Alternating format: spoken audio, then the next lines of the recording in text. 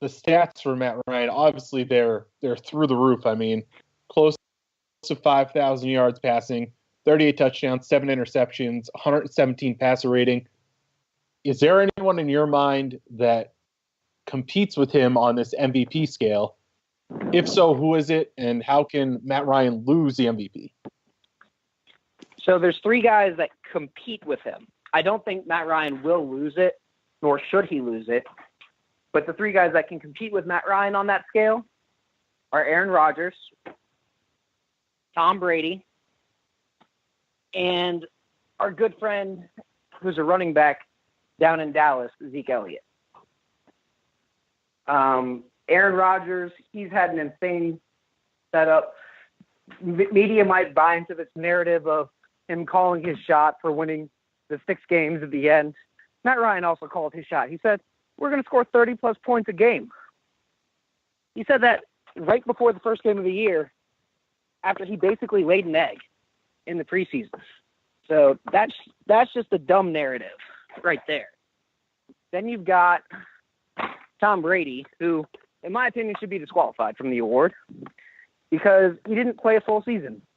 Now, regardless of why, if you don't play a full season, how can you win a full season award? And then Zeke Elliott, who he is Dallas.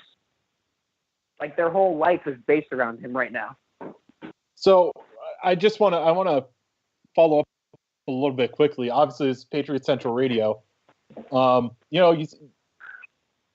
Tom Brady should be disqualified thing. One, obviously I get that some people feel that way. You feel that way. But when you look at his numbers, isn't it kind of undeniable that he was one of the best? And at the very least, I'm not saying he should necessarily win, but at the very least, why do you feel he should be disqualified? There are guys that get dinged up and miss 4 games. They don't play the whole season, but they're eligible for the award. And I know it's apples and oranges with a suspension injury, but in the 12 games, what he was able to do kind of seems undeniable that he'd be in the running here. Can you kind of go into that a little further? I mean, I don't really think that his performance in those 12 games is enough to make up for it either. When you look at his 12 touchdowns games, and 2 interceptions is enough. 26 touchdowns. If you extrapolate that over the season, what is it, like 30 touchdowns? 32 touchdowns maybe? Is that really enough to be considered for MVP? Yeah, the 2 interceptions because he didn't play all year and because the Patriots played pretty weak schedule. Scott, let me ask you a question. The defensive matchups for the Patriots during the season through Football Outsiders ranking, they have arguably one of the weakest strengths of schedules for defenses they face. Scott, let me ask you a question. Do you think Aaron Rodgers is a legitimate MVP candidate?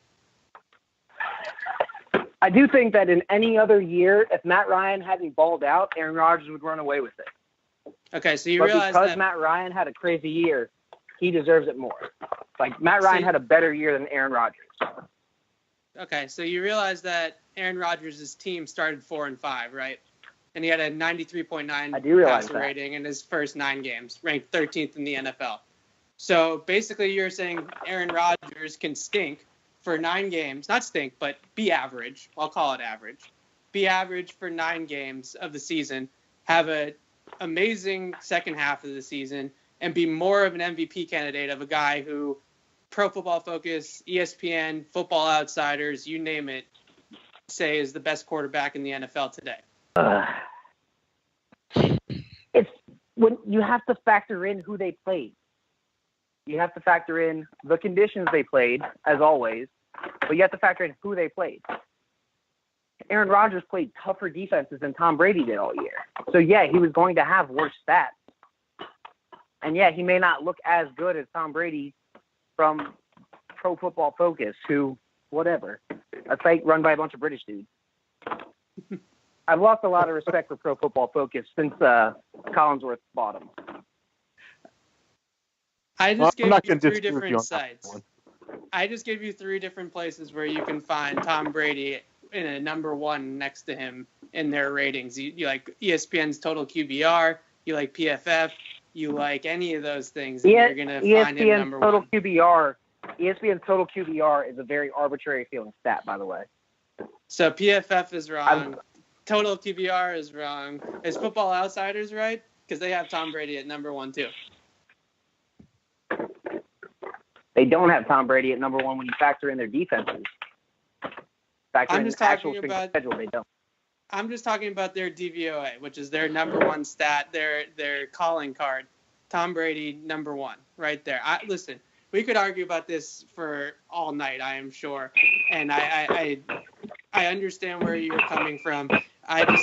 If you think that 12 games of Tom Brady doesn't outdo the 7 games of Aaron Rodgers or even Zeke Elliott and Dak Prescott down there in Dallas, who are two guys that basically joined a team that were a competent quarterback away from being a decent team. I think that me and Matt are obviously on one side of this fence and you're going to be on the other. But Scott, I'm glad we had a chance to hash this out on the air like this. Very true. Now, I will ask this. Do y'all believe Matt Ryan deserves it more than Tom Brady? Matt Ryan's my MVP. I hate to say that as a Patriots fan and as a Tom Brady fan, but Matt Ryan is my MVP. I just don't think that Tom Brady should be disqualified. That's all. Yeah, I'm in the same boat. I'm in there. I'm a closet. So. We're just arguing number twos at this point, and you know what number twos are anyway. First loser.